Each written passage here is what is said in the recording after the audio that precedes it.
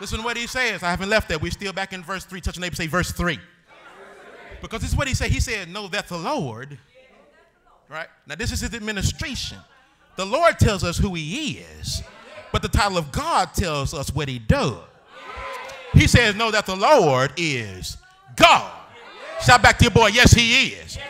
Now watch this. The psalmist compounds his essence with his position. Now, Lord is Jehovah Adonai. That explains his essence. But the use of the word God, which is Elohim, help me, Johnson, in the Hebrew, gives us what the Lord actually does. In other words, he has a position that actually matches his personality. He's God. Yeah, he rules and reigns. That's what he does. He's the chief executive officer as well as the chief financial officer. Let me hear you say he's God. I mean, I can call him great, but that word really doesn't do what he does justice. Because a finite mind cannot fully appreciate an infinite master. He does so many things that the mind is not aware of, and that's why the mind, whenever you see him, and we ain't just talking about what happens between the four walls, the hallowed halls of Browns Creek. When you're in your shower, you need to be smiling. It don't matter if you ain't got no money in your pocket.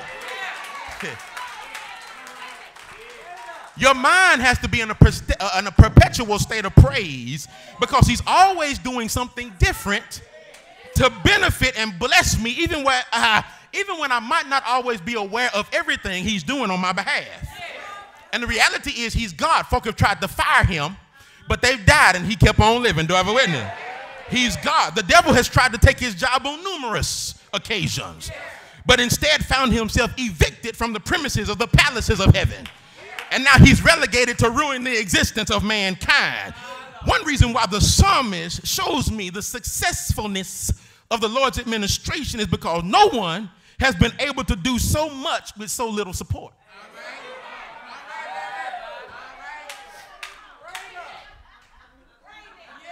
No one I've ever been acquainted with has been able to use flawed and faulty and fragile vessels and still get so much out of them. Okay, all right, I understand. No one has been able to take a man, let me call the roll. Nobody has been able to take a man given to alcoholic tendencies and still empower him to build a boat without ever attending a university of architecture, without ever attending a university of carpentry. Are y'all with me so far? No one has been able to use a man who had a problem with anger management, and not only did he get angry, but he had a problem stuttering.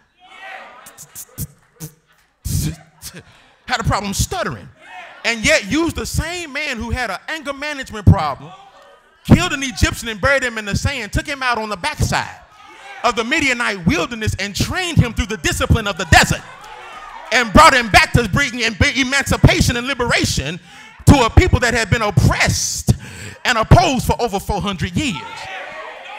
Yeah, there are instances. Nobody has been able to use a man who was as old as dirt and still give him the power to create seed so that he could have a son who would inherit the promise. I wish I had some Bible readers in here. Yes, sir. There are instances all through the Bible if you look carefully. No one could take a man who was a disciple who sat under the teachings of the master and cussed and was good at cussing.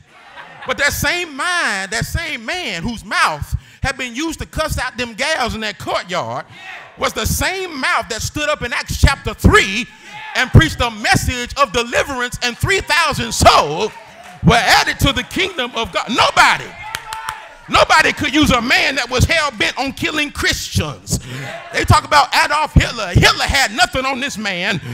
His intense hatred for the people of God compelled him to get letters authorizing that he persecute and imprison Christians. But my brothers and sisters, who else could take this man and knock him off his ass? Yes, I said it. Knock him off his ass, change his name and his mission in the space of 3 days. Y'all ain't gonna help your boy preach here. I love the Lord because he can take so much and get a oh yes sir, he can take fall. You a cusser, that's all right. You cuss, just keep on coming to church. You giving away your tithe money to Tunica, you just keep on coming. You want to cut somebody's throat, slash their tithe, that's all right, baby. Keep coming, because if he can take these folk in the Bible and do miraculous things through them, ain't no telling what he'll be able to do through you and me.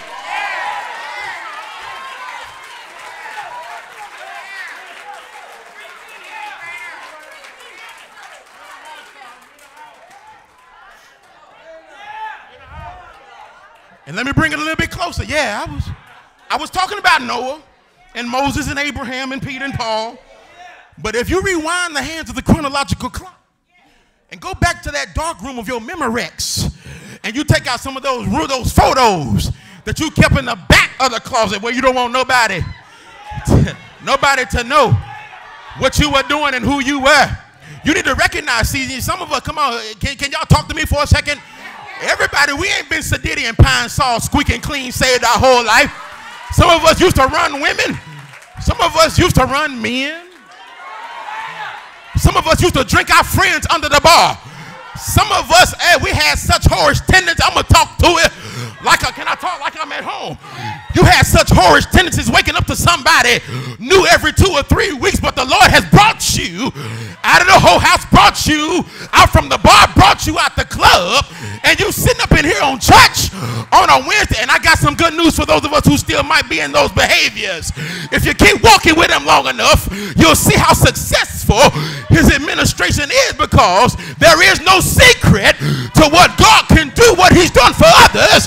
He showed up. He showed. Yes, sir. Touch somebody and said he'll do it for you.